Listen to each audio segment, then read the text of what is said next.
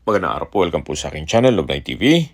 Nandito po tayo ngayon sa Cuenca, Batangas kung saan meron po tayong bagong video presentation, isang residential property na may lot area na 400 square meters.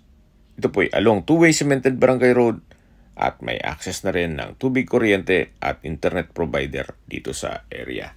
Napakatahimik po ng lugar, sariwang hangin at malamig po ang klima. Ito po ay nasa mataas na lugar. Ang estimated elevation above sea level ay 1,080.8 feet. Possible din po itong maging commercial once na ma-develop na ang area. Gawa ng napakalapit lang po nito sa bayan mismo ng Cuenca, Batangas. Mula po dito sa Barangay Road, medyo slope po ang terrain ng lupa. Pababa po yan. Sa presyo na po tayo. Binebenta po ito ni owner sa halagang 1.6 million pesos net. Ibig pong sabihin, si buyer na po ang sasagot sa lahat ng taxes at expenses with regards to documentation. Kung may mga katanungan po kayo, tawag lang po kayo sa aking numero. Maraming salamat po.